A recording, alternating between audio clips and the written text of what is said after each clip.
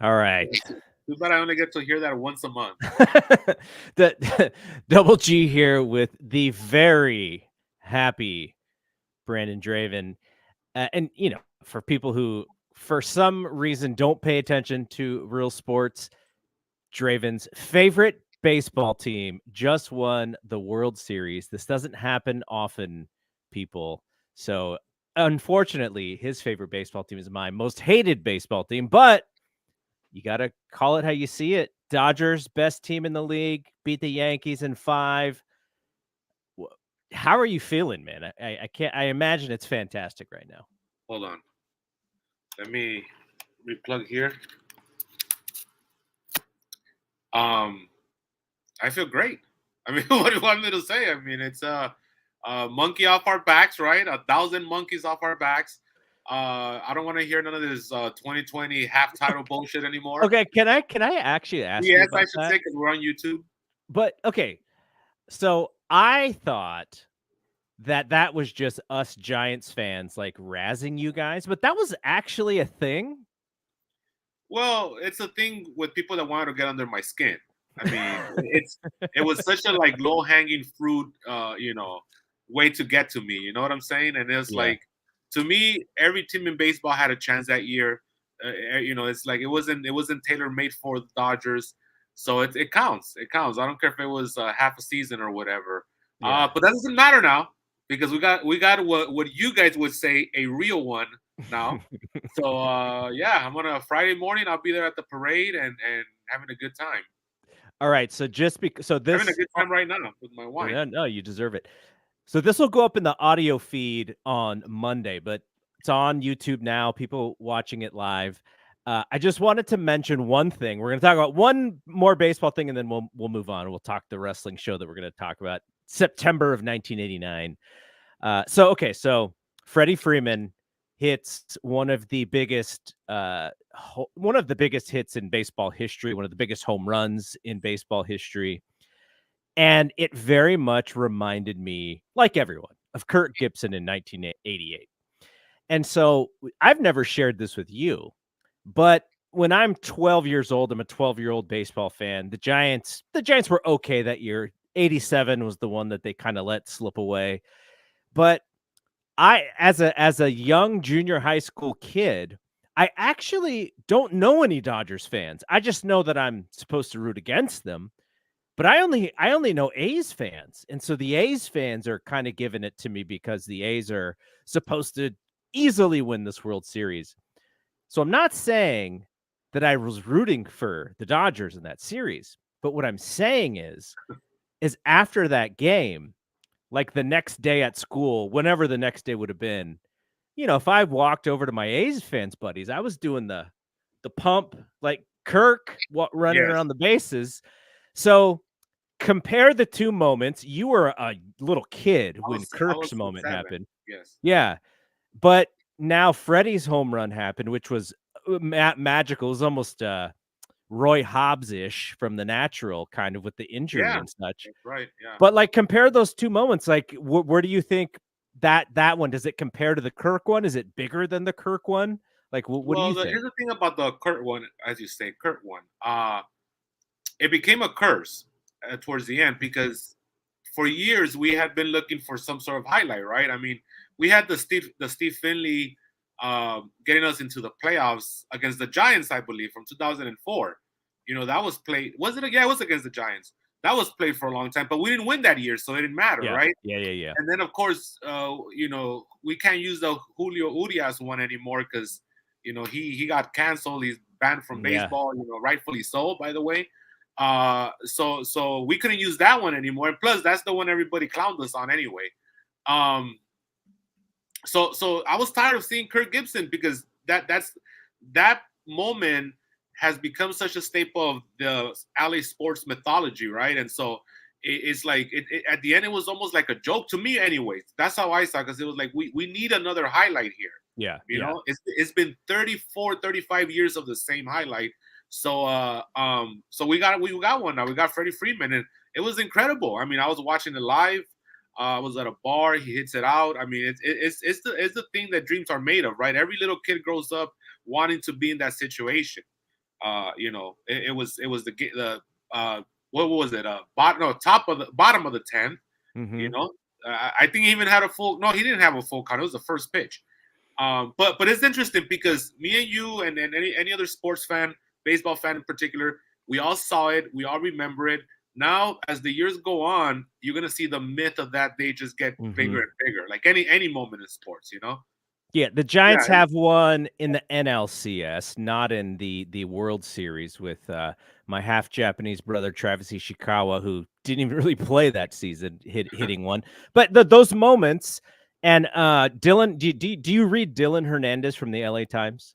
Yeah, I like all those guys. Plasky, Dylan, all those guys. So Dylan Hernandez said that when I think he was the same age as you when Kirk hit his home run, and he said that like he didn't understand really what it was about, but his dad, who was a very conservative, not someone who's a very outgoing person, when he saw his dad jump up and down and pick him up and carry him and jump around, he's like, oh, like this thing is actually kind of a big deal. And I think this Freeman one is going to be the same thing for the little kids who are Dodgers fans today. So, I would have rather seen you guys lose, but it didn't happen, and you just gotta roll with it. That was a great moment. The series itself wasn't fantastic. I think if the Yankees would have pulled it out today, there may have been some drama, but you guys are going home to win 1 out of 2, so it wasn't like it is. Yeah. So all right, let's talk about it. I want to focus on wrestling this weekend. I don't want to focus on watching baseball, honestly. Dude, when the Giants won the 3 and 5, and when the Warriors won the 4, you're going long seasons, long games. It's like intense, and when it's over, you're happy, but you're so relieved at the same time. It's crazy. Yes, but let me just say one more thing, because I think this pertains to life in general, right? Because I had a I had a therapy session, and we talked a lot because I mean, for the people that don't know, I'm a therapist, and I talk to a lot of people that are going through mood instability. Yeah, and we brought up this idea of these little like superficial things, right? Like sports and like hobbies and whatnot, and they are a distraction, right? And we invest in them so that we could. It's very cathartic, right? The way we connect emotionally to these teams and these activities, so they do have a purpose. They do have, and so I that's why, and it's also a community experience too, right? Because everybody in LA tonight is celebrating. So there is definitely something that to be said about how these kind of activities bring people together. And it's also, if you invest in that activity or the team or whatnot, you are going to get rewarded, right? And so that's why I think these kind of events are important, including wrestling, by the way. Wrestling is very much that as well. Now, and Vince McMahon used to always say, well, we can create the finishes in the way that we want them. Why would we want to actually be involved in real sports? But when you get moments like Freddie Freeman, you're like, you can't write that. Like, that's perfect stuff. Yeah. And actually, I was thinking, it's been a while since we had that kind of drama in wrestling. Maybe you could go Cody Rhodes and Roman at WrestleMania, which Cody's moment, or Sting's retirement, which is still my favorite moment of the year. Yes, definitely. So even though it's written and it's scripted or whatever, you could definitely still create a lot of drama around it. It should be even easier, actually. Nowadays, or now even with AEW, I mean, I think this whole Moxley stable has a lot of potential. Mm-hmm. I think there's a lot of ways to create a lot of drama around this.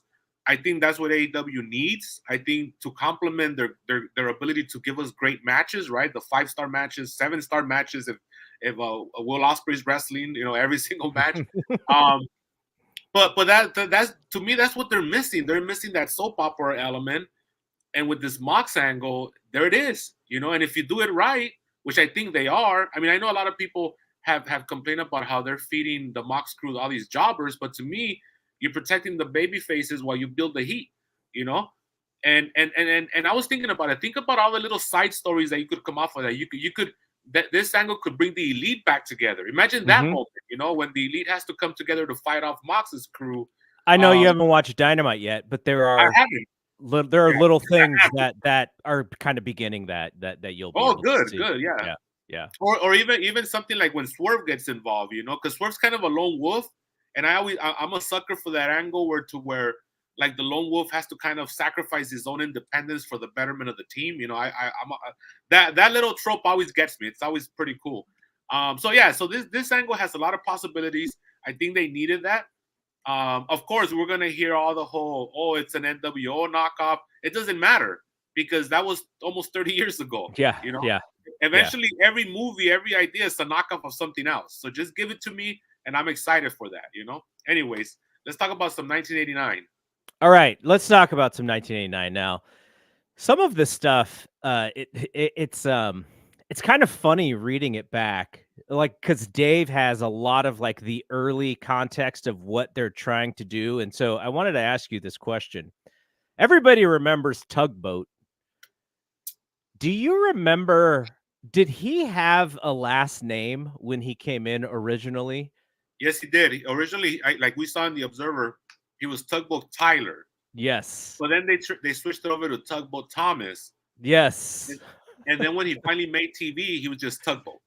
See, I remember the Tugboat Tyler. I don't remember the Tugboat Thomas, but Dave has both of those names in the Observer as who Tugboat becomes. It's just funny. Like it's such a Vince McMahon gimmick by just calling a man by the name of an item, like of a thing. That's the man's name, because we would know him mostly as Tugboat. But that's just kind of, 89, 90, 91. And then it would get worse in like 93, 94, 95 when it would just all be gimmicks. But it was just so funny reading it back. Like, oh yeah, he did have a last name. I forgot about that. Well, it was one of Vince's things. And I don't know why he did this, but he would always, he would always interview you, right? Before you start in the territory, and then he would ask things about you. And then if there was he would always latch onto these little idiosyncrasies of the personality of the wrestlers, and then he would base a gimmick around them. So it could be something as simple as like Fred Ottman saying, I'm into boats, I like boats or whatever, which I think he does, by the way, because he retired and he became like this fisherman or something. And so that could have been something like, oh, well, there's the tugboat. I could see the tugboat and, toot and stuff. So that's just the way Vince thinks. Yeah. He'll make you a garbage man. He'll make you, know, all kinds of things. I'm sure he thought, you know what? We're going to sell boats that kids could use in the bath, like little tugboats. Or the little hats, that little hat he used to wear. Okay, so Tugboat is a newcomer into WWF. Now, there's not a whole lot of WWF news in this month of the Observer. The other piece of news is actually the bigger news because it kind of kicks off this idea that maybe folks in WWF are thinking about going to the other side. And the Brainbusters, who came from the other side, have given their notice, and they're going to wrestle through the Survivor Series, and then they're going to go back to the NWA. And it sounds like, we're in the beginning stages of it. I'm sure Dave will have so much more information when it actually happens, but it's almost like they got like double their money, I guess, to go back, which is, pretty cool if the only reason you have leverage is because there's another company that exists. And that is why AEW and WWE competing and existing is great for wrestlers. But imagine you go to the other side for like a year and a half and then come back. We want you. We're going to give you double the money that you're making. Yeah. And they needed that W, right? Because at this point in time, we're seeing a lot of the opposites, happening. We're seeing a lot of NWA guys going over to Vince.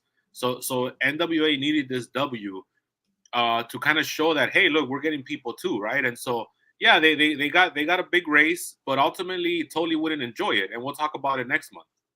Yeah. Yes. Do you know? I mean, you know the story, right? The story of Tully? Yes. Yes. I know that okay, story. That happened at Survivor Series. We'll get to it in the next episode. Yeah. Next couple, actually. Okay, so on the WCW side, the big show is the Clash of the Champions, and this show is famous or infamous, maybe even, because of an angle at the end of the show in which Terry Funk placed a plastic bag over Ric Flair's head to suffocate him, which is the same angle that John Moxley's crew that Draven just was talking about used against Bryan Danielson at what was it? Wrestle Dream at the Wrestle Dream it was show. both Wrestle Dream and All Out, right? yes. Was it All Out? Yeah. Yes. So, if I'm Bryan Danielson, I'm like, baby faces, you had one job, which is just keep that bag off my head the second time. Like, come on.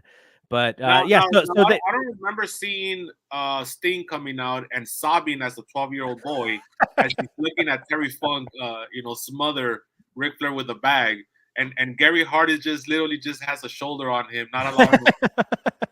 Anyways, they kind of made up for that now, but it was ridiculous at the time. It was pretty silly. So that story, it's something that it sounds like a couple of the folks in AEW really, really have been wanting to do.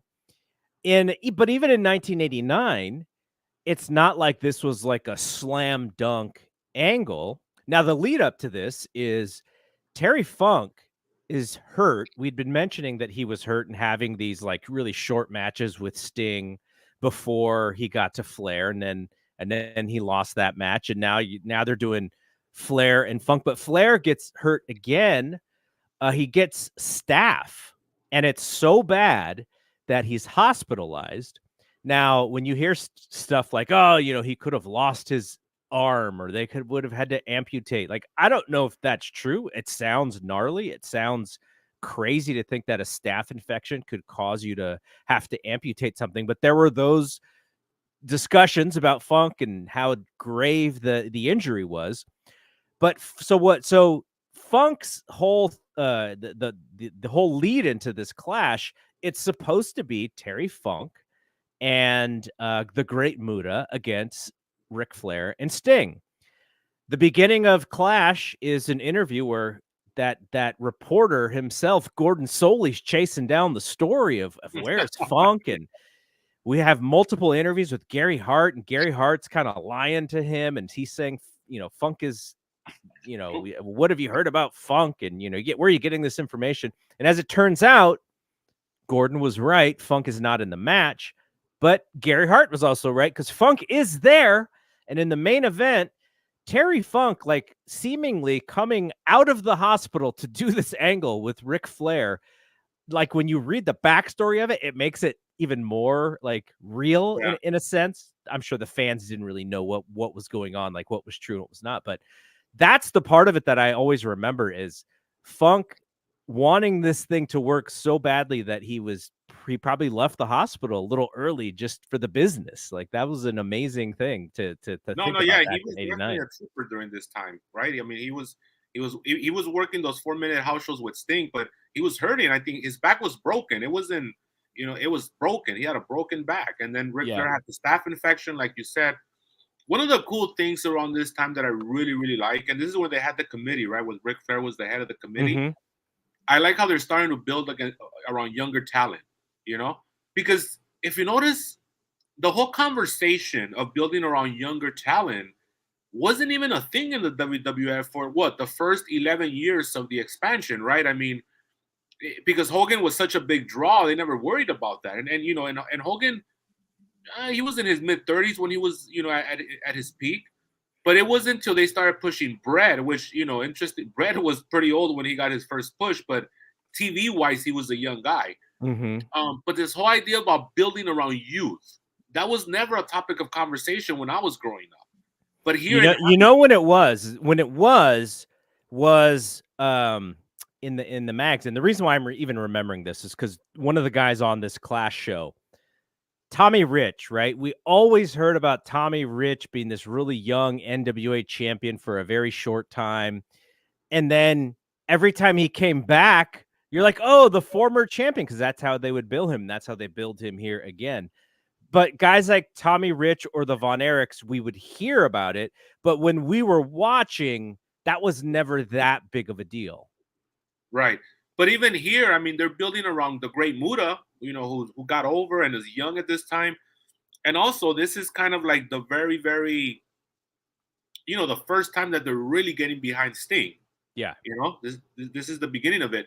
So, again, Sting and Steve Austin, you have the misconceptions, the push came right. No, it's like they had a little bit of a waiting period there. from the time that we thought they were getting pushed up until the time they were actually getting pushed. And Sting, what, 88 Clash won at this point, it's a year and a half ago. And just now they're starting to get them really fired up and, pushing them to the top. So I like how they're intermingling all these angles, right? You merged the Great Muta and Sting. Now you're getting Terry Funk and Ric Flair involved, and so, yeah, this is pretty cool because it's very intricate, compare this to the WWF that was so basic, right? Because it's a cartoon. You got to keep it basic for the kids. Step A, step B, step C. Whereas here, we're starting to see all these weavings of storylines, and it'll get better as the year goes on because the build up to Halloween Havoc, you would see more storylines kind of come together and cross paths. So I like it, and this is a fun time for me as a fan. This part of the year. So the Clash has a bunch of matches. There's so many matches on this show. The opener is the Road Warriors against the Samoan SWAT team. And the interesting thing about this, and I think we mentioned it last time, is the Samoan SWAT team actually got a pin on the Road Warriors on a house show or two, which was not happening almost ever. And so the Road Warriors get the win here. And I think the story coming out of this is that Paul E. Dangerously and the Samoan SWAT team, they kind of they walk out on him, and this leads into him being fired later. We'll get to that in a second. But so there's like this Paul E. Dangerously is a piece of this thing. He's in this match, and then it's almost like on the screen the team leaves him, and in reality he's getting fired. So not the first time that he gets fired from WCW. No. They got a lot of money out of that, though. One of his firings, he settled for quite a bit of money because he just knows how to do stuff like that. yeah, his pops. Yes. The Z-Man, the introduction of the Z-Man to WCW. I had seen him first as part of the Can-Am Connection in the WWF, and I think it's 87. I think he's in that WrestleMania match. And the creation of Strike Force comes out of the Z-Man just bailing on WWF, and then Strike Force is kind of created out of that. So it was kind of weird. They're like, oh, this newcomer, and I guess he'd been working AWA or something as well. So they're trying to put him over as like this new guy. But I mean, wrestling fans would have known who he was. Yeah. So the Z-Man, the story of the Z-Man is interesting. Like you said, he came up with Rick Martel. And what happened was that the Can-Am Connection got over where they were supposed to get the tag titles. And all of a sudden one day, I guess Tom Zeng's talking to one of the boys, and they're like, you know that Rick Martel makes this much money, per match. And he's like, what? I want to make that money. So he goes up to Rick Martel, and Rick Martel's like, I'm the one that got us into the company. I'm the one that was the former world champion with the AWA, and essentially he's just saying, you're riding my coattails. So you take what you get and I got what I got. Yeah. And so they ended up getting into a big brawl, not a fist fight, but just a big argument. And then Tom Zeng leaves. And I don't think they ever spoke again because Tom Zeng passed away a few years ago. Yeah. And so Rick Martel ends up, they literally just taped a new tag team, right? It was like, here's Tito Santana, who ain't doing anything. He's your partner. And they just essentially gave the storyline of the Can-Am Connection to the Strike Force. Yeah. And then Tom Zeng went to the AWA for a few years, and then now he went to WCW, where he would be for 2-3 years as a mid-card guy, sometimes jobber. And also maybe the greatest guest in the history of Wrestling Observer Live on IATA. I love that guy, man. I love that guy. But we'll never know. What's interesting about him is that we'll never know what shut him up, because he said a lot of controversial stuff. Yeah. Very controversial. And then one day, I don't know if he got a letter from a lawyer or what, but he just vanished from the internet up until the time that, we found out he had passed away. Can you imagine if he was alive right now and hadn't shut up? Like a lot of the insinuations of things, and, what I wonder if they just gave him some money and had him sign an NDA and told him to get out of here. Yeah, that's probably what happened. But who would do it though? Because WCW was dead at that point, and a lot of the attacks were for WCW. Yeah, that's true. Oh, and Jim Ross would get it a lot from him. That was kind of like the first time that we found out that Jim Ross is actually a pretty very like an irritable human being, you know? Oh, I've heard a lot of Jim Ross stories of late, just because as he's getting older and, people are talking about Jim, like, I actually, I really enjoyed interviewing him. Dave and I interviewed him, and he was really good. And, he's dealing with pain. So he was also smoking some medicinal while we were recording. Sure. But in person, it was a little bit of a different story. Now, it was also a little bit of a different time because it wasn't too long after his wife had passed away.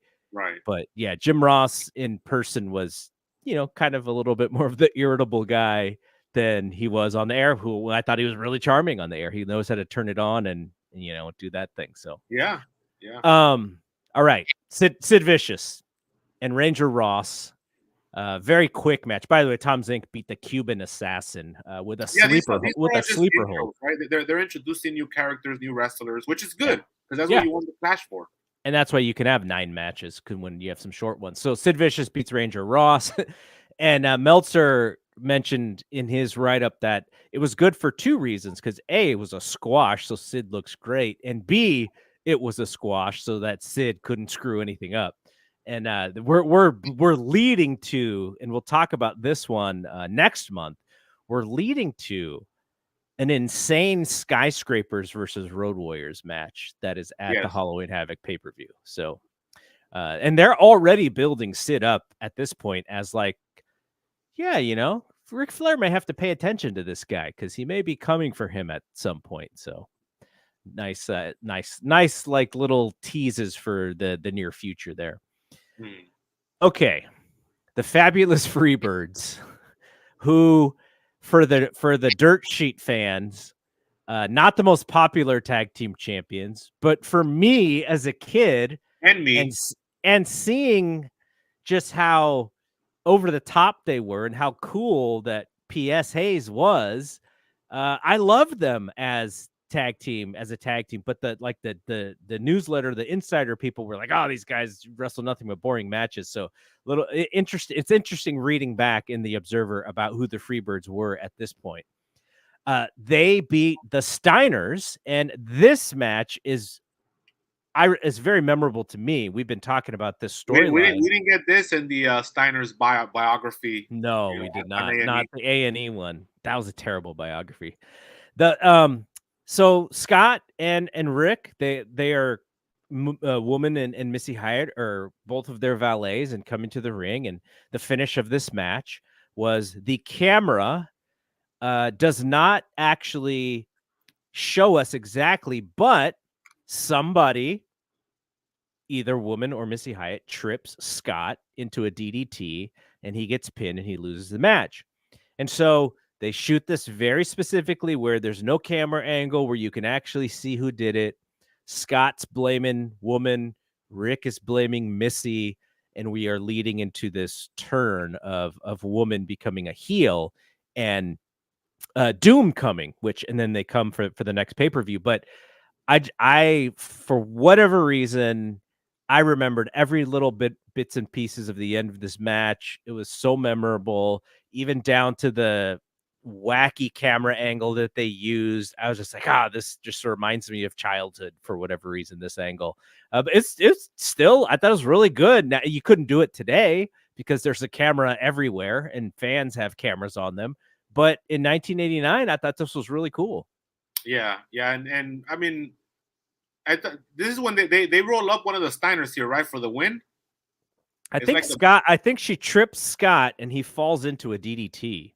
Right. And to me, I always thought, I mean, even now, like, especially now that I have more of a booker's mind, like, you're introducing the Steiners at this point who are like ridiculously over, right? Especially with the Frankensteiner, because people forget that the Frankensteiner took the world by storm. That was quite a finisher in that time. Well, and at this point, it's not even a finish because when they go to Halloween Havoc, Scott pulls it out in the middle of the ring, but it's kind of like as a fire the crowd up spot rather than this is going to be our finishing move.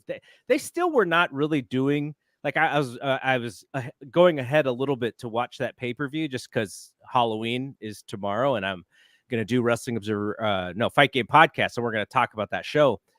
Okay. Like there were I don't think there were really any finishing moves in any of these matches. It was just like, you're using moves that are memorable, but not necessarily leading to the finish. But yeah, the Frankensteiner soon becomes like the best finishing move up to that point. Yes. And then the Steiners were getting over because they had only been teaming since June, right? June was the Great American Bash.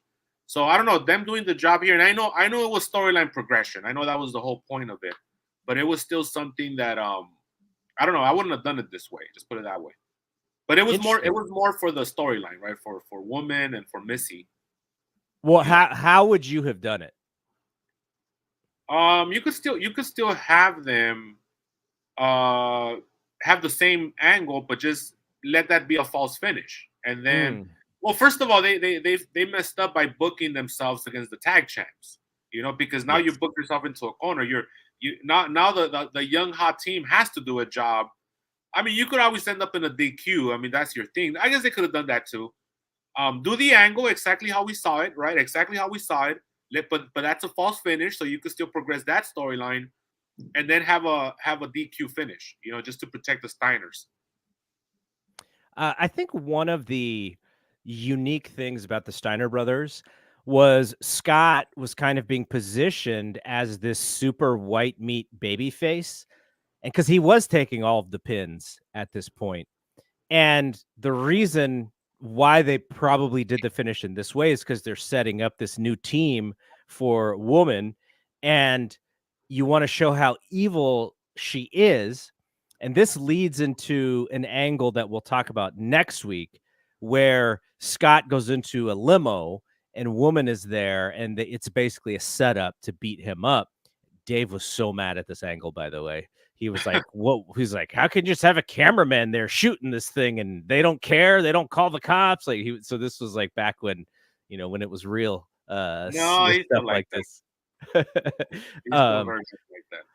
So, leading into this, like it was a storyline. You could tell these storylines in slow fashion, which is what this was, because the Steiners don't even really take off until the pay-per-view, I guess, right? Is when they actually get some big wins, because I think they beat the Road Warriors at the Starrcade pay-per-view. Yeah, but everybody beat everyone in that pay-per-view except for the Wild Samoans. They didn't, or the Samoan South SWAT team. They didn't beat anybody. I think they went 0-4. But and then what would happen is that they would, if memory serves, they would beat the Freebirds. It was funny because they would beat the Freebirds at a television taping for the tag straps, but the television taping wouldn't air for another month, and they had a clash in the middle. I think it's Clash 9, which is the next one. So the Freebirds were introduced as the tag champions without the belts because they hadn't them, but they couldn't say that because they hadn't been televised yet. Very awkward. When we get to it, I'll remind you. But yeah, so the Steiners would eventually get the tag straps like about a few weeks after this, and then they would be on their way. And again, I think with them, 90 really cemented them as a very, very legendary team because of what they also did in Japan. This is when they started going to Japan as well. If you count the Steiners as 1989 to 1992, they're like a surefire Hall of Fame team just for those 4 years. But then they get discredited for the WWF run, which isn't fantastic. And then they kind of lose out a little bit when it comes to the Attitude Era, and Scott goes babyface. But man, those 3-4 years were awesome. They have a match with Sting and Luger at the very first Super Brawl, I think. That is like one of my favorite matches ever as a kid. It's only like 11 minutes, but it's just like big move, high spot. It's like one of those matches.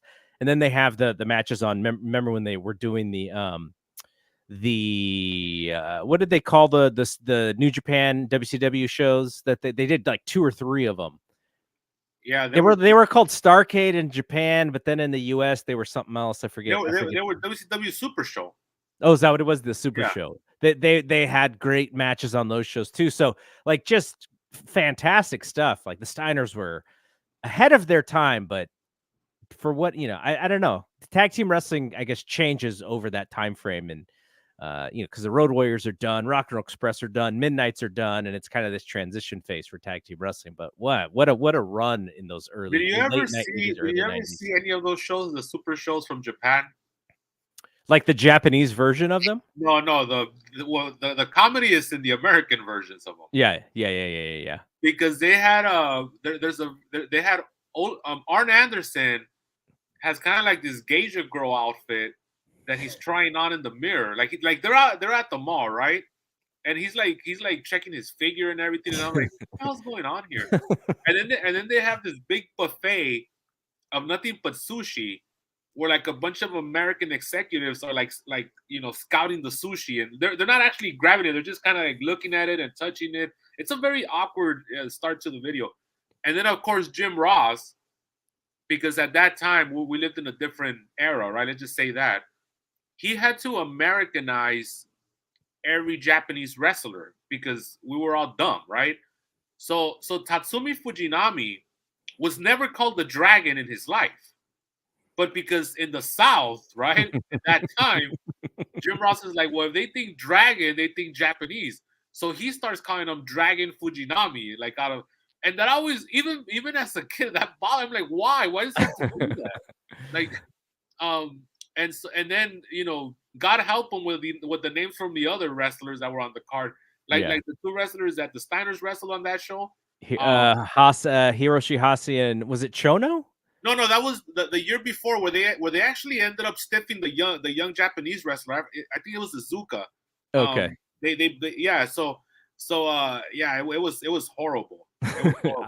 I used to get a kick out of those shows because now it's normalized now. Like we see Japanese wrestling all the time. So it's not unique really in any way. But back then, I didn't have any access to New Japan or All Japan. I was just watching through WCW, and then they can play into sort of the mystery of there's wrestling outside of the US. And so your mind goes like, I wonder what it looks like. Is it different? Who's the top guy? What are the moves like? And so there's like a lot of mystery, and those shows, they whet the appetite, even though what you would realize is that the New Japan show's like 5 hours, and then you get like this 90-minute version on a US $10 pay-per-view or whatever. So, right. But fascinating times in the early 90s. Yeah. I guess me being exposed to Lucha early on and the Spanish networks, I didn't have that kind of connection to Japanese wrestling just because I already knew there was other wrestling around the world. Mm-hmm. And obviously, when I started reading like PWI magazine, they talk about New Japan. The only thing that was cool with me as a huge baseball fan is seeing wrestlers come out of the dugout at the Tokyo Dome. I had never seen that, and I was like, "That's so cool!" Like my two favorite, like I guess you could say, sports, like they merge because the wrestlers are coming out of the dugout. It was just cool. And then I remember the Tokyo Dome. Did you ever see that movie with Tom Selleck, Mr. 3000? Yeah. Mr. Baseball. It's called Mr. Baseball. I'm sorry, Mr. Baseball. He's playing for the Tigers from Tokyo, and they show the Tokyo Dome. So anyways. So those are my memories from seeing the Tokyo Dome and wrestlers coming out of the dugout and stuff. Isn't Frank Thomas the one who beats him out for his position in the bigs? And yeah, Hall of Famer Frank Thomas. All right, back to this show. So Brian Pillman against Norman. Now Norman Makam Singh in Calgary. And they bring him over and they give him a very Americanized like gimmick. And basically for this match, Dave said what they told him is go do your Calgary kind of match. Like just go all out. Don't do this version of Norman the Lunatic that you've been doing. We want this to be like a fire 5-minute match. I think it was actually 3 minutes. But Pillman and Norman kind of, this is maybe Norman's best match or whatever in his short stint in WCW. And Pillman wins the match. But Dave wrote too short to be a 3-star match, but too good to be anything less than 3 stars. So I don't know what that means. What is the rating there, guy? I don't know. But I think he also said the same thing with the 1-2-3 Kid wrestled Jeff Jarrett at the King of the Ring 94, which was for a long time was considered probably the best 4-minute match in the history of American wrestling, to be honest with you. Yeah, Micah Singh was the guy that was from Calgary, like you said. Always got saddled with the worst gimmicks, right? He was Norman the Lunatic here, which was essentially, you know, a special needs person later on, right? Because wrestling has a history of those kind of characters. And then obviously he would go on to, you know, more, I guess you could say, infamy as Bastion Booger. Bastion Booger. In the WWF in '93. What was sad about his career is that he was a really good worker that never got to show it because he was saddled with these gimmicks. And the reason why they booked this match at the Clash was because they were comfortable working with each other, because Brian Pillman had started in Calgary and he had already wrestled Norman the Lunatic there. So they just brought it over. And like you said, they only gave him 4 minutes because the point was to get Brian Pillman over in this match. So yeah, I mean, yeah, he was never really able to show what he could really do at the national stage. Now, when you talk about wrestling today versus wrestling of yesteryears, we have the history of the moment and what happened. We know, we can sort of study it. And today's wrestling, you know, I like to complain about certain things in the booking, but knowing that, you know, it doesn't really matter. People are going to buy the pay-per-views for the matches or whatever. But, you know, you want wrestling today to be popular. You want it to, how does it become popular? How do they become competitive? But the other reason why Pillman faces off against Norman is because who are they setting him up for? They're setting him up for Luger, and Luger is a big guy, and you want to establish that Pillman can beat someone who is larger than him, and he's not just a junior heavyweight. So in the buildup to his feud with Luger, you have him beat somebody of, you know, a bigger size than him, which is very smart. And, you know, the reason why I'm saying this is because AEW is currently doing the storyline where Mercedes has a heater in Camille. And so if you do this thing correctly, like Camille shouldn't sell for anybody for 3 to 6 months. And then when you have the person who's getting ready to face Mercedes, that being Chris Statlander at this point, then if Statlander can get through Camille, then you're like, oh my gosh, she's built up for Mercedes. But when you have Camille, you know, getting clothesline over the top rope every other show, you're like, this is not working quite as good as I wanted it to work. So, but I liked that detail, that level of detail to the Brian Pillman thing. Yeah, and to me, that gimmick, that whole bodyguard, you know, heater gimmick, it rarely fails. That gimmick always gets over. It always works. You know, it worked with Roman Reigns in the Shield.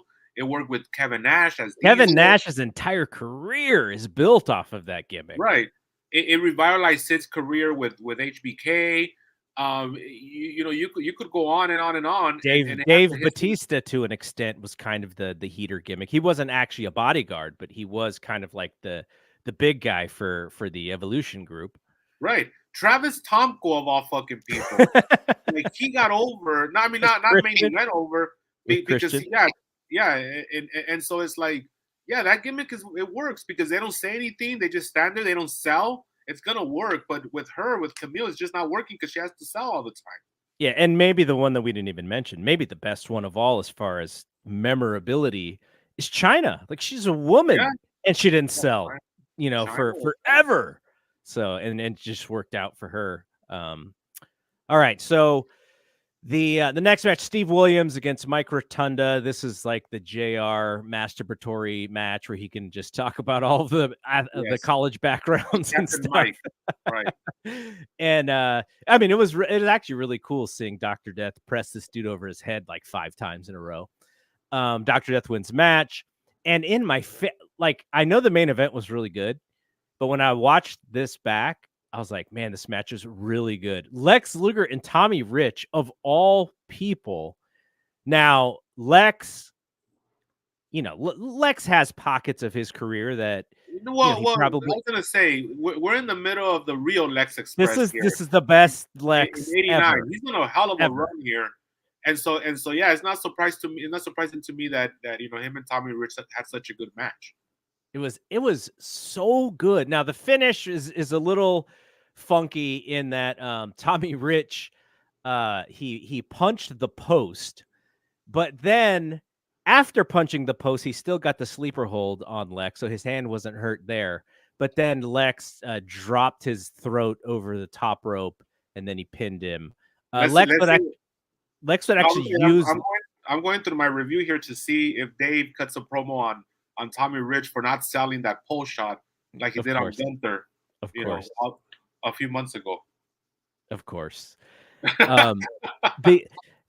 The post spot, I mean, selling in wrestling today is so different because the idea of selling is to really be a transition into whatever the next move is, because you're selling the moves way more today than ever. And this was kind of like, it kind of worked in how wrestling today works, in that Tommy Rich went to one thing, but he had to get to the next spot. So, we kind of forget about that, and we got to get to the one that's going to pop the crowd. And people like Dave are going to call that out. And I imagine the 5,000 or how many ever people were in that building, they probably didn't care at all. They just wanted to see if Tommy Rich was going to win the match. Yeah, I agree with you. Yes. All right, main event. Ric Flair and Sting beat Dick Slater and the Great Muta. Dick Slater's actually on his way out as well. That'll be a little bit more of a focus in the next couple months, but yeah. And so the match was really good. It was really heated. It's interesting to me. Now, I wanted to get your thoughts on this, because I used to see guys like Dick Slater, Dick Murdoch, and for whatever reason, the fact that they never stuck around territories for a long time actually was really cool, because they just seemed like outsiders, like just, butt kickers who they could bring in, and all of a sudden you just believed in them. Now, when I watch back Dick Slater, some of that magic is gone a little bit, some of the goofy selling that he does, but still, like, his name meant something, and I think it was part of the reason why this match was so heated. You would think, going from a Terry Funk to a Dick Slater, maybe the crowd's a little deflated, but not this crowd. They were just as into this match as if Terry Funk. It's probably worked better that Terry Funk's not in the match and he does that run in. Yeah. Well, first of all, Dick Slater emulated his style after Terry Funk. You can tell from the selling and all that stuff. Yeah. But you're right. I just think that Dick Slater at this time, not so much a little while after this, but at this time, he's still a very, very good worker, and so he knows how to work that crowd, and that's why he got over. But yeah, you were saying about Dick Slater, Dick Murdoch. I think Abdullah the Butcher is another one that would come and go. A lot of it was also because who they were backstage too, because they were just these guys that would quit on the spot, or they would get somebody pissed off and they would get fired. So a lot of it was personality based. Stan Hansen was another one, but Stan Hansen had that big contract in Japan, so he couldn't stick around that long, even if he wanted to. Yes. But yeah, I remember. Yeah, those guys were always very unique guys. They always stood out to me for the reason that you just said. Yeah. They were like outlaws in a sense, like. Right. You're just like, oh yeah, they're here for a short time. They're here for a good time, not for a long time. Okay, so that's the show. It was a really, really good clash. I thought, that there's lots of things that Dave is detailing every week about things that they need to fix. But as a wrestling show, there wasn't much that they needed to fix on this show. It was very well done heading into the first ever Halloween Havoc, which we'll talk about next month. All right. I was going to say, I think a lot of the first half of '89 always gets all the love, right, from the hardcores, and understandably so, right? It's got the classic trilogy. Yeah. It's got Funk and Flair, wrestling the Great American Bash. But the second half of '89, people sleep on it, but it's also very good. I think more so from a booking perspective than a wrestling perspective. And so I really enjoy it, and it's going to get a lot better. It's going to get fun because, again, you're intertwining a lot of the angles and storylines. Really, I think the only one that was doing that was like Bill Watts with Mid-South with his television show. We weren't seeing a lot of that yet. But going back to your previous question, I'm trying to think. Did Vince allow like these outlaw guys to work his company? Because I can't remember, other than Kamala, because I know Kamala would come and go. I can't think of any wrestler who would do a couple months here, a couple months there in the WWF. I don't think Vince would allow those guys. Like, he wouldn't allow those kind of characters to come and go, right? How long was Terry and Dory in WWF?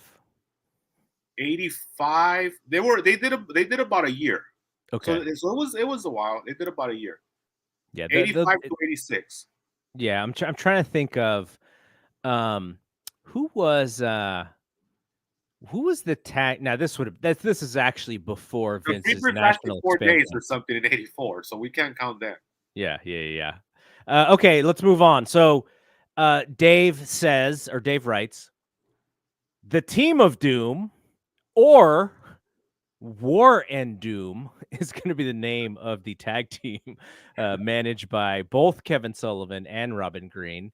But he does mention it's going to be Butch Reed and Ron Simmons. And, I don't know if you remember those masks, but they weren't really trying to hide their faces that much. And I was wondering why. Like, did they want us to know who those guys were, do you think? Yeah, because eventually they were as Doom without the mask. So they got unmasked, and then they were just Ron Simmons and Butch Reed as Doom Yeah. before they broke up. Yeah. Uh, It's just like if with a little bit of hindsight, you look like Butch Reed is more famous than Ron Simmons at this point. So he's more memorable. But then, they wouldn't really talk. So I guess you couldn't give out, hear the voice or whatever. So there was some mystery to it. also keep in mind that at that time they didn't care about that. At that Yeah. time, you just had to accept the new gimmick because remember when Barry Darsow became the Repo Man, like he had the big eagle tattoo. It was the same tattoo that Smash had, I mean, to me, the one is like Crush. Crush is Yeah. like Crush from Demolition, and then he's Hawaiian Crush, but it's supposed to be a different guy.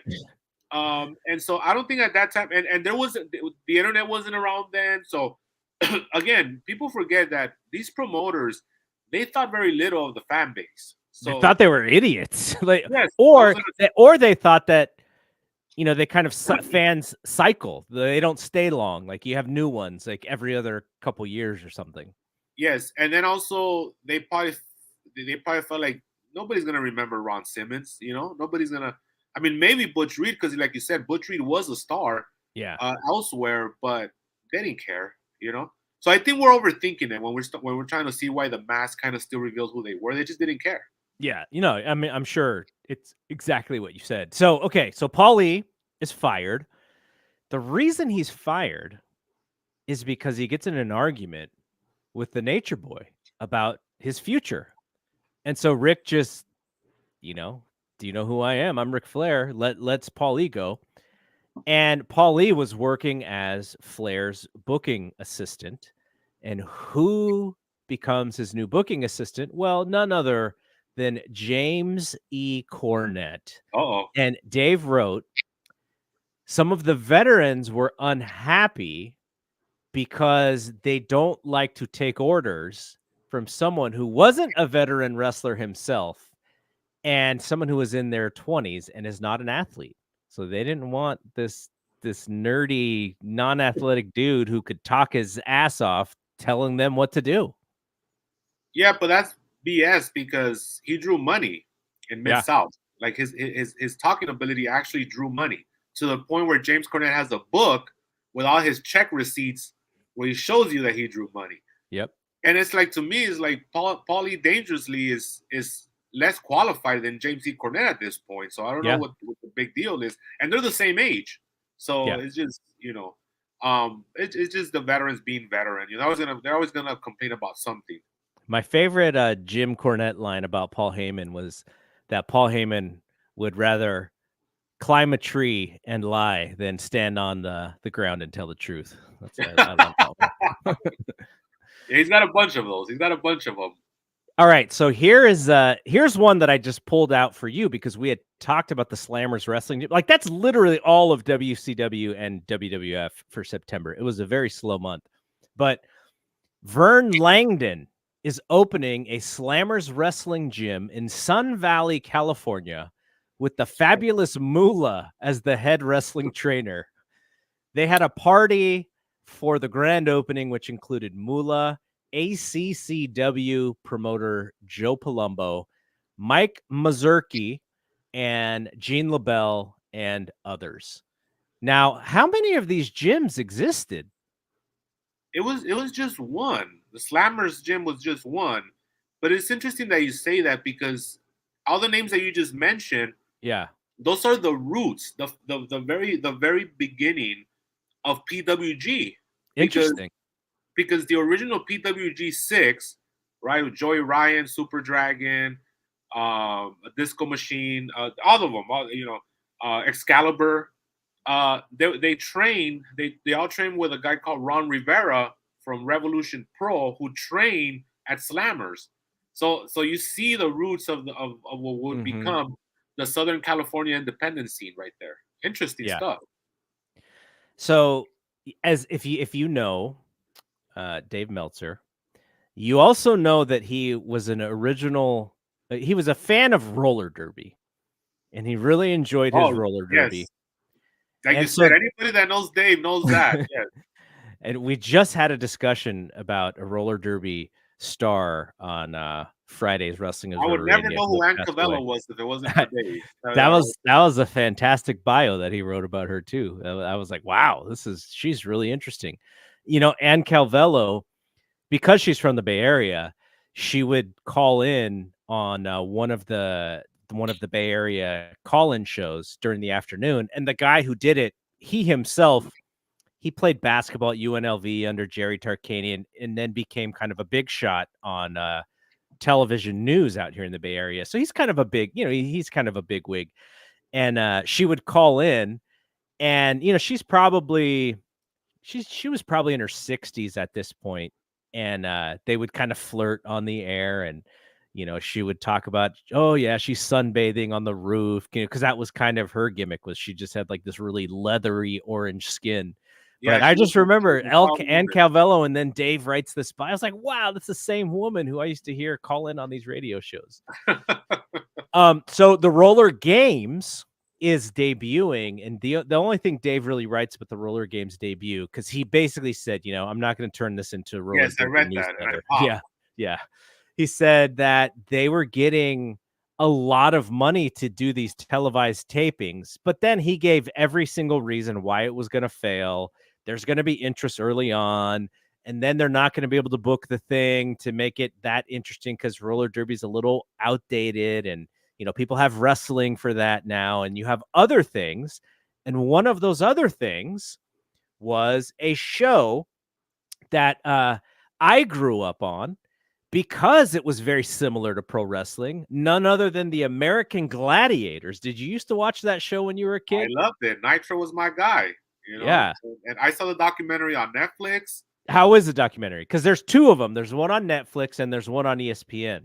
I haven't watched them yet. I haven't seen the ESPN one. The Netflix one is good. It's what they do, right? So it's a 4-part documentary. It goes through all the years, the legacy, all that stuff. They find a lot of the gladiators and they talk to them. And yeah, I love that show. That one, and then you might have been a little too old for the ninja show where they had the ninjas in the soundstage. Yeah, I don't remember that one. Yeah, that one was in the mid 90s. So I was Okay. like 12, 13 around there. But that was another big hit in the syndication era. But yeah, I'm a big fan of American Gladiators. Love that show. All right. Is that all? Oh, okay.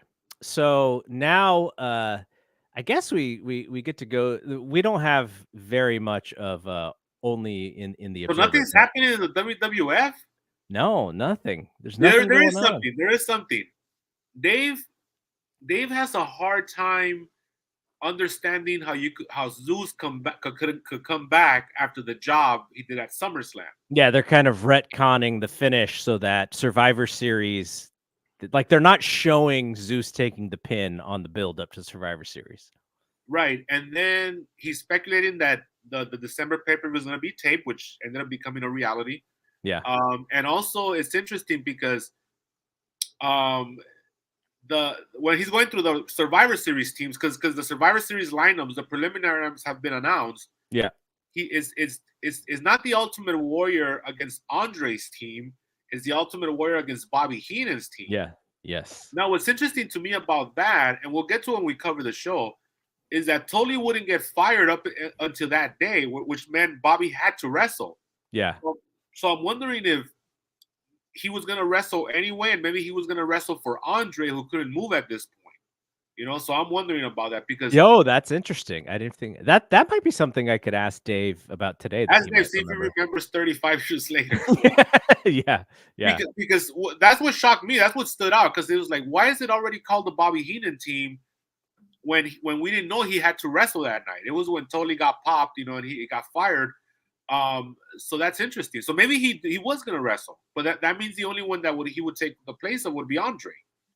Yes, yes. Because Andre would only last like 10 seconds in that match. I don't know if you remember that match, but I don't remember that match. It was essentially the house show matches, except in Survivor Series form, Okay. where Warrior just clotheslined them out and he got coming. He was the first guy eliminated in like 10 seconds.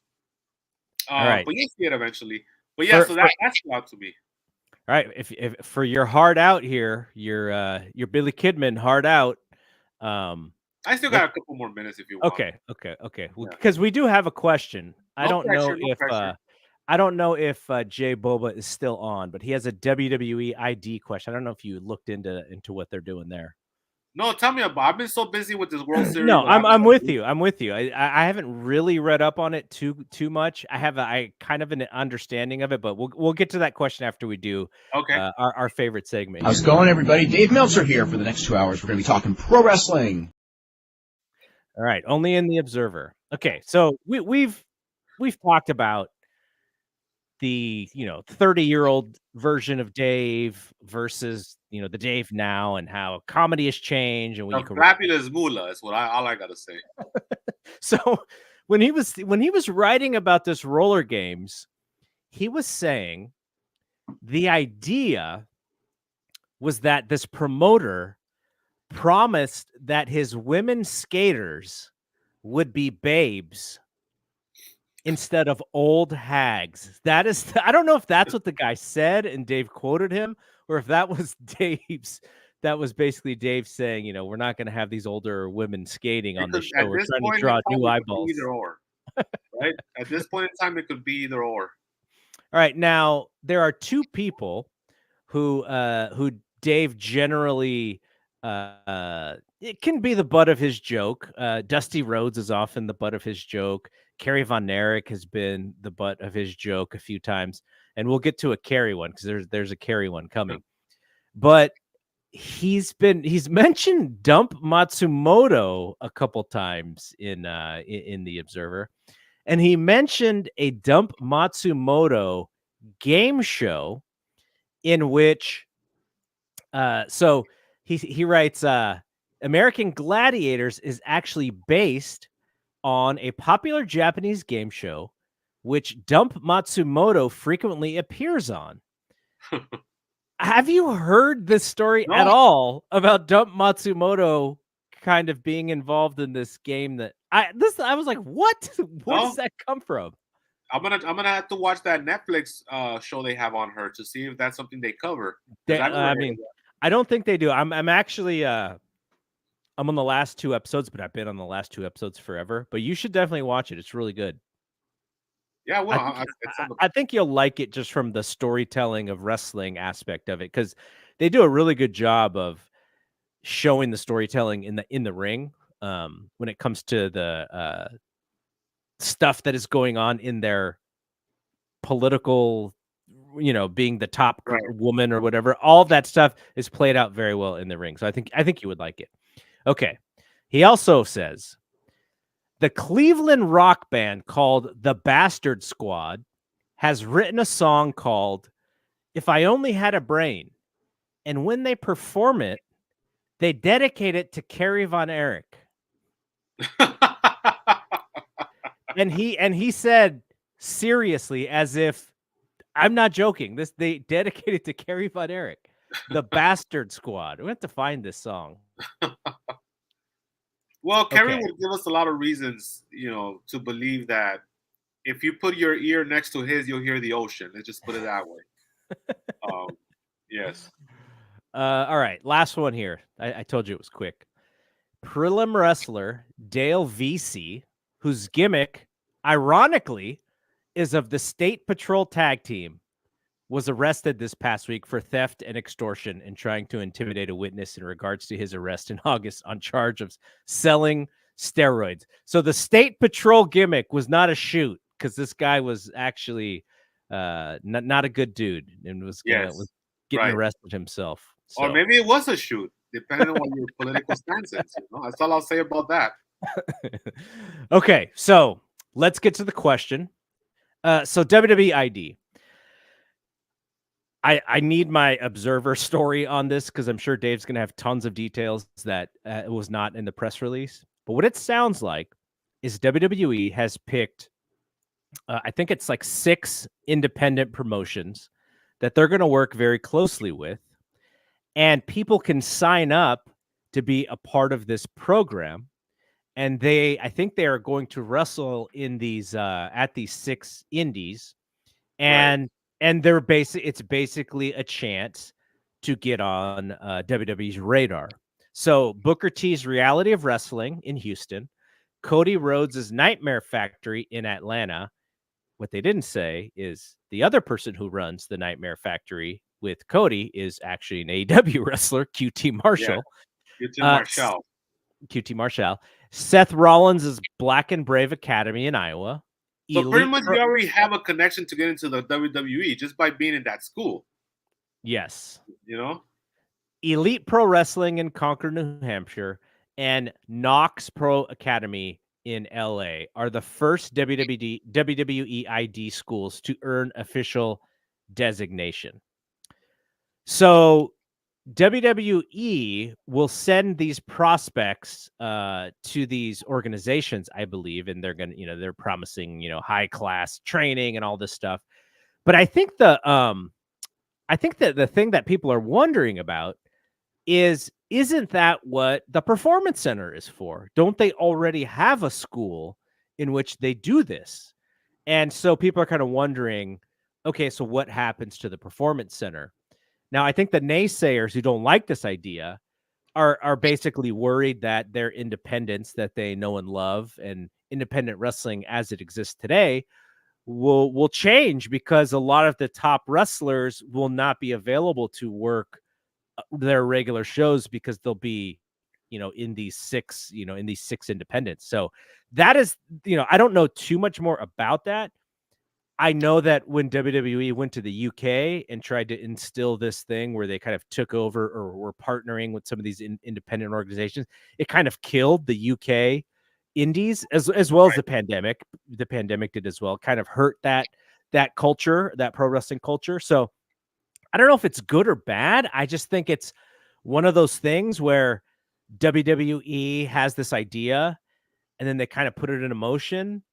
And we'll only know if it works is if they keep doing it. And then if it doesn't, they'll stop doing it and they won't talk about it. I imagine it is probably something that they already kind of do with Booker. Like, we always hear about Booker getting like some of these NXT folks and stuff. So I think I would imagine they're probably doing a version of this already, but now they're kind of expanding it to these other schools. So I don't know. I don't know if it's going to hurt the indies as much as people realize, but if it takes off and if it becomes a big success, then yeah, I'd probably be worried about seeing my local, like kind of like when in 5 years ago when I don't think Premier Wrestling is in any danger of getting. Well, Premier Wrestling doesn't exist, but the 2013 version of Premier Wrestling would have probably just been done because Jeff Cobb was his top guy, and Jeff Cobb would have been picked up immediately. Jeff Cobb now in New Japan,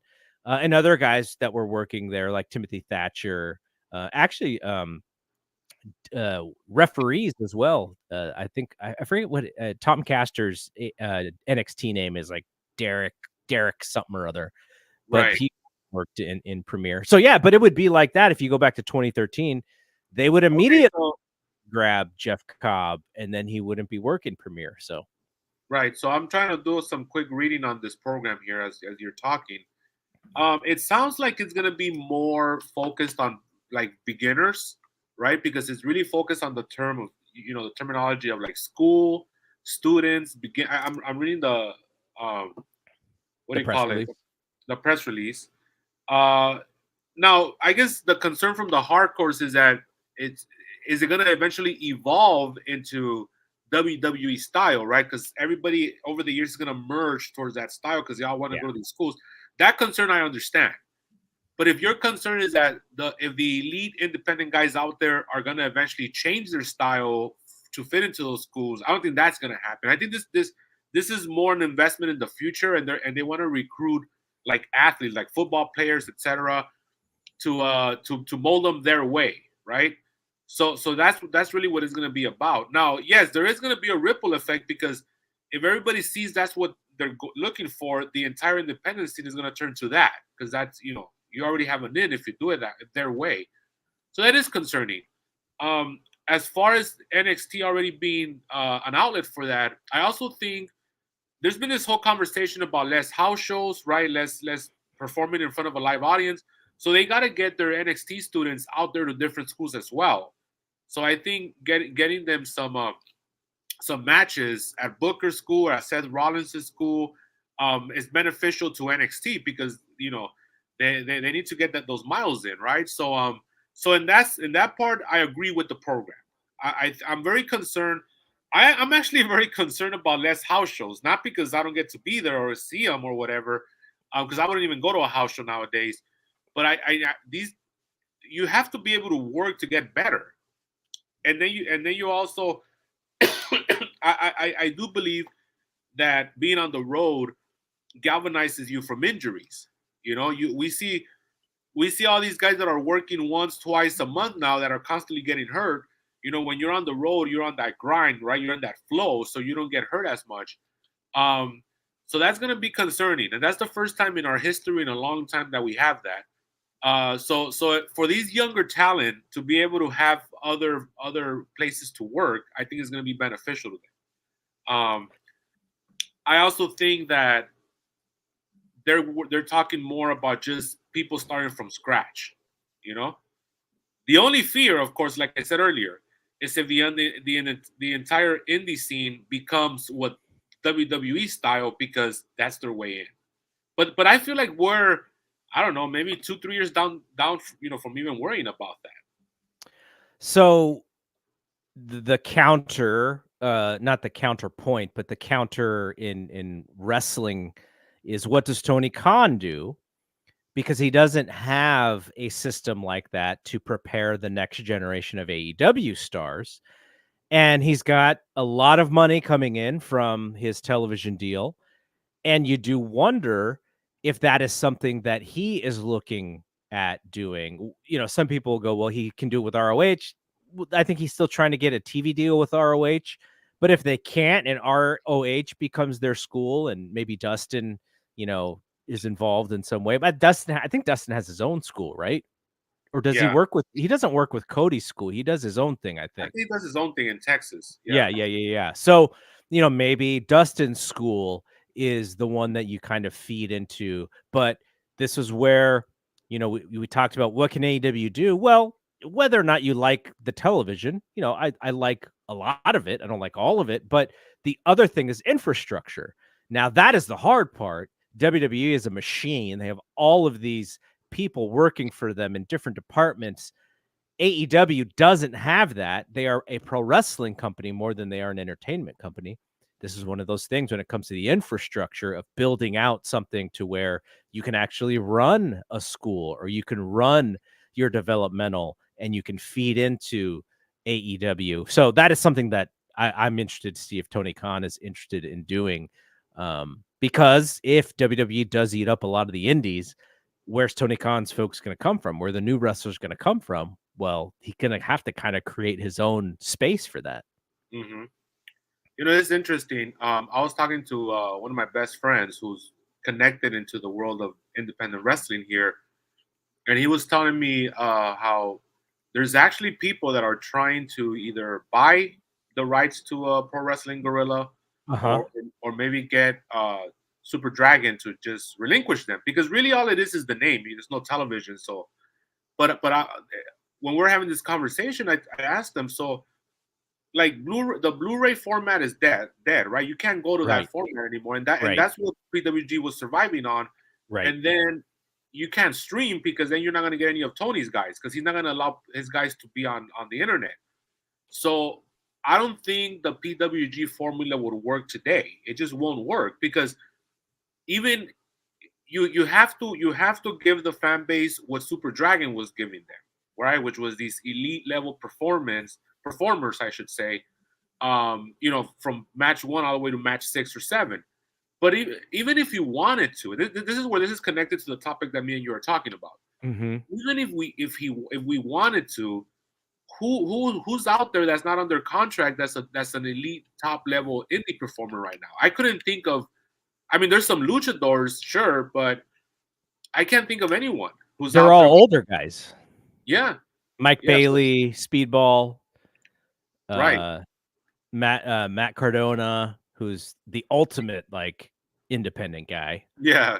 But there's people like that. They'll get bookings here and there. You'll see a lot of the indie folks on ROH. Like, I don't know if someone like Trish Adora is signed elsewhere. I don't think she is, unless Tony has her on some ROH deal. But she's someone where I go, how come she's not on anybody's radar? Because I think she's good. She's not the best, but she's really good.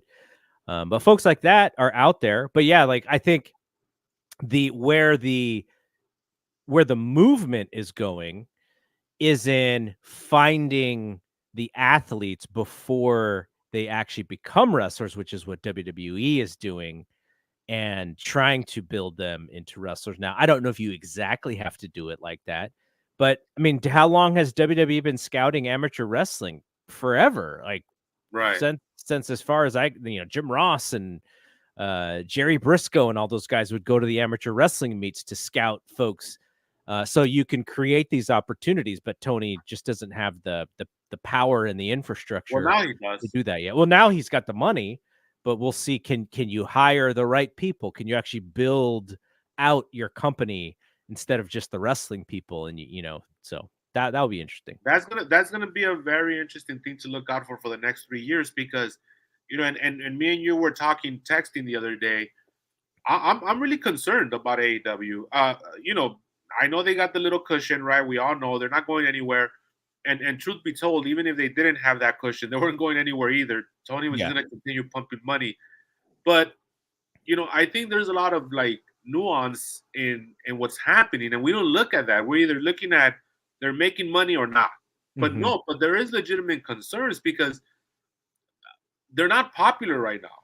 And that brings a lot of problems, right? It brings, because they're also not cool. You could be cool and not be popular, right? ECW is a great example of that. But they don't even have that cool factor they used to have anymore. And so I don't know what the new bottom is for them without them going out of business, which is so weird, because I think this is the only time in history where that could even exist. This idea that you bottom out and you don't have to worry about going out of business. It's weird to me, And so I don't know how that's going to look like. Are they going to start taping at a studio? Are they going to start? Because now we're looking at 900 tickets. Some of these places only have 900 tickets out. And it just, I mean, those collisions, man, like, they just, I told you the other day, like, I saw that lineup for this past weekend, and I'm like, I wouldn't even go for free, Nope. There's nothing in that lineup that tells me come and watch this wrestling. There's nothing. Now, I can't say that for Dynamite. Dynamite is different. Dynamite has, great lineups, top level guys.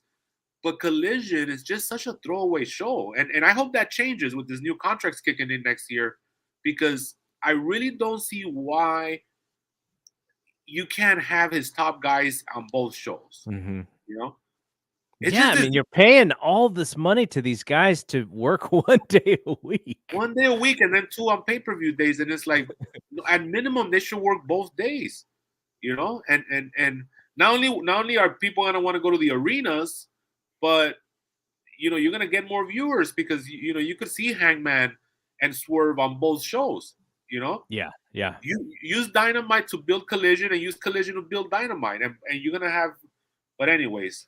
I'm not the one with the $170 million contract, so but I'm very concerned. With that said, like I said, they do have the seats for a pretty hot angle coming up here, and we'll see where that goes. Yeah, I was really bummed because they came to San Jose, and this was right after the pay-per-view, and we got the the B-level Dynamite, so I was pretty disappointed. And no card, except for like 3 days before we finally got our first match. So, if you're going to a market and you give them the B-level show, they're not gonna be that interested to come the next time. So I'm a little bit worried about stuff like that, where you kind of have to, like, that first impression, man. It's got to be a good one, because we get Raw here all the time. We've had 3 Raws in the last 2 years, and it feels like a rock concert by comparison. And it doesn't mean that the shows are fantastic or anything, but just like the ambiance of it, it feels important. The fans are there and they're having a good time. And this Dynamite that I watched, which was not the worst wrestling show, by the way, that I've ever been to, because there's been some really bad Raws here over the years. They've really figured out how to do Raw really well. But at the same time, it was like just like wrestling fans, and that's it. Like, you had to be a wrestling fan to be at that show. Like, you had to be one of the hardcores to be there. And it was, I just felt like it was not the place to be in the Bay Area that day. So that's a big problem, and hopefully that's something, like I said, they have more finances now. They could figure something out. Look at WWE. Every time you go to a SmackDown taping or a Raw taping, I'm all, I'm all into, my whole thing is like just looking at the whole card, right? So you have Cody Rhodes. He wrestles pretty much at every show, but people don't see that, and yeah, he wrestles dark. Yeah, he's been wrestling in Solo Sikoa lately in street fight matches. So that's the top guy in wrestling, not just in WWE. If he could go out there every Monday, every Friday, and close the show and send the fans home happy with a main event match, why can't Hangman do that, or Swerve, or MJF? Even if it's a comedy match, those Steve Austin dark matches from 2001, he didn't do shit in the ring anymore. He was out there, being a comedy wrestler. That's fine. Call and response with the crowd. Yeah, that's fine. Just give us the big names. Why they can't do that on AEW is because, so they tape the show, and then after the show is over, you've got like some Rampage matches, or you have some ROH matches. And so he's just padding the fans that are there, and he's coming out saying stuff like, I hope you all stick around after Dynamite, because we have some of the top wrestlers in the world wrestling tonight for you. So stick around. And then when you realize you're waiting, and you're like, oh, it's MXM against Private Party in the main event of this whatever. So to me, now I don't know how people feel like that, but when he does stuff like that, I go, how can I ever trust this guy to come out and open his mouth again when that's what he says and that's what I see? But on the the further point is, he wants to pad because he's got these ROH shows that he puts on the streaming network, or he's got Rampage that he's got to put on Friday. So he's got to tape all this stuff. So what he's doing is he's getting all that stuff on tape, but not doing what you're saying, which is then bringing out the top guy and making the people who stuck around feel like they really got something important. Remember, Hogan would always come out after 4 hours of squash matches. Hogan would come out at the end for his 8-minute match and send the fans home happy. I don't care if the show goes 5 hours. You're taping Rampage, Ring of Honor, Dynamite. Give me a 6-minute Hangman versus Swerve match. Even if they're out there doing spinneroonies. Like, notice the difference when the fans are exiting, if they get those 6 minutes of the top guys. Just go out there and bullshit for 6 minutes, do the funky roll-up, and go home, Instead of ending with like you said, the models, the models and Private Party, because to me, I see some of these results, and I see like the last match of the night, it'll be like Athena versus somebody, and I mean that's it. Like, you just go home after that. Like, that's so weird, and that's one of the many reasons why these shows ain't working right now. Yeah, our guy right here, Eddie DiBiase, also agreed and said the San Jose AEW show was pretty disappointing. Yeah, I didn't see him though. I haven't seen Eddie DiBiase in a long time. Eddie, look who won the World Series tonight. That's what I gotta tell you, brother. And another thing, you guys, because Eddie likes to throw that whole one every other year gimmick to me all the time. But we're catching up now. If we could win another one in the next couple of years, we're almost gonna be there with you guys. So well, it depends if you count 2020, because some people don't count it. That's why I was asking you. I was asking you if you counted it. Do the diehard Dodger fans count that one? But you know, the other thing that's crazy is one of the other ones that people didn't count. You guys won that one too in 1981. Yeah, the strike one. Yeah, so you got two of those. We beat the Yankees on that one. I think it was the Yankees again. Yeah, right. All right. I think we're good here. You get to go watch a lot of the post-game stuff that you missed to come on with us and enjoy yourself at the parade. I've had parade. My favorite one, my favorite Giants parade, because where I worked. Listen to you now. Well, this relates to wrestling. Where I worked, the parade came right in front of our building on the same street. And if you remember, Hunter Pence and Daniel Bryan had the yes chant stuff going. Yeah. So I got to see Daniel Bryan doing the yes chant in one of the cars right in front of my building. So you didn't even have to take the day off. They just rolled. No, it was just right in front of my building. Yeah, I didn't have to take the day off. Yeah. Well, we're gonna get ours on Friday. I'm excited. You got yours right here. You got your Let's Go Dodgers right here. Yeah, he's from LA too. So good. Yeah, Mario, we did it. Before we go now, I want to bring up something else. WrestleMania. Yeah. What are you thinking? Are you going to be there or? So I want to be there for some of the weekend. I just don't know if did you see the prices of tickets for that show? They're ridiculous, man. Yeah, I mean, I think I could probably get in if I wanted to get in, like as media. I don't think that would be a problem, but I don't know if I'm going to go to that show. I kind of want to hang out with my friends. I don't want to just sit in like a press box or something. Right. So I don't know, but I don't know about that. I think I'm going to be there because Thursday and Friday, my main thing will be to kind of network with a lot of the people who do the stuff that I do. And I kind of just want to network with them and hang out and have a good time and Wale Mania and all that stuff. Right. But as far as the actual WrestleMania shows, I'm not sure yet. So you would come back home on Saturday. Maybe I'll watch it somewhere Saturday or something. Yeah. Something like that. Yeah, because it's Vegas. They'll have it somewhere. I really honestly believe after the whole UFC thing, I mean, UFC got me to watch them after 10 years, bro. So the Sphere Sphere. They need to run the Sphere. Because look, I know it's ridiculous. I think Dave was saying that I think Dave got the number wrong just because it sounds so outrageous. Because you have to leave room for some sort of profit margin for these people that are coming in. But he did say it was $250,000 to rent it, right? Which I don't know if I believe that. Not that Dave's lying. It's just I think he got the wrong information or he made a mistake. But even if it's expensive, we already know that these fans they're gonna pay whatever they gotta pay to get in. So run it and imagine the Hall of Fame at the Sphere. Look at those videos, and we know WWE is great with production. I could just imagine the great videos that they would show on that thing. They have a hard time selling out the Hall of Fame at like a normal stadium, though, or a normal arena. That's not the show that they could actually get the eyeballs on. But now you get the gimmick where you get SmackDown and the Hall of Fame. Well, I was thinking the one show, because they can't run actual WrestleMania there because you need to run it in the with the 60,000 people or whatever. Yeah, you might be able to get away with running the Raw after WrestleMania though. Because people are always going to want to stick around for that show. Right. Well, I would do it too. Yeah, I mean, do that one.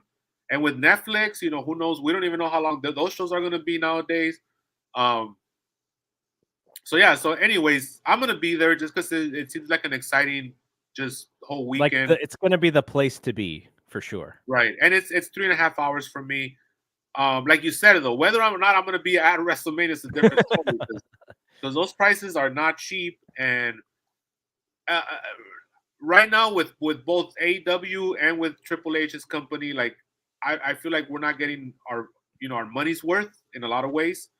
Although Paul's learning though, because this next show has 7 matches. Seven matches. And it seems like they have repercussions. It's not gonna be a regular in your house like we've been clowning them. Yeah. So that's good. And also his storylines are picking up again. I'm back into the whole bloodline thing is getting interesting. So I don't know how this guy keeps it going, man. I mean, it's just you're thinking they're getting cold, and then he just does something, and they go back up. You know, they're going to be fine next year because they'll have Cena. Rock will, come through every once in a while. But I think Dave's reporting may have ruffled some feathers by old Dwayne there, though. That Dwayne's not locked into actually wrestling at the show, and I saw Dwayne wrote on somebody's Instagram post that it was bullshit, and so he may have cornered him. He may have put himself in a corner by having to do something, but it does sound like his schedule is actually not going to allow himself to get into the ring shape that he got into last year, which is why he wrestled. Yeah, no, I think every time, I mean, history has proven that Dave is usually right when it comes to this. And these wrestlers, they just got to say what they got to say in the moment. You know what I mean? Remember Savage had that big old mummy on his elbow, and he was calling Dave a liar for saying he had a busted elbow when he actually did have, stuff like that. Yeah. So yeah, I mean, I believe Dave. If Dwayne ain't going to be there, he's probably not going to be there. Or maybe just to save face, he'll come out for that 15-minute let's kill the wrestlers time cues promo that he likes to do in these shows, Maybe we'll get that. Yeah, totally. Yeah. All right, man. Enjoy yourself. My biggest fear is that it becomes a routine rather than a special occasion for your team to win the World Series. So I could live with that. Yeah, I know you could. All right. Thanks to everyone for checking us out live on YouTube and for listening on the audio version. We'll be back talking October, so Halloween Havoc, which is the big show in October, but we'll be back hopefully sooner than later. The reason why we were so delayed is because playoff baseball is time consuming, and I understood because I've had to do that too. So, but are you like me where you had to watch all the games? See, a lot of these fake fans, they could keep up on their phones. I'm like, I need to be there. I have actual writing. Every of the 3 Giants World Series, I wrote a story for whatever I was writing for back then. So I would watch the game and then spend another 2 hours after the game to write whatever the thing was that I was writing. So I recently went back and found some of those posts because we celebrated the 10-year of Madison Bumgarner coming out of the bullpen to win Game 7. So I put that back up on my BSPN media website. So, all right. Have a good time. Have fun at the parade. We will see you when we see you. Peace out.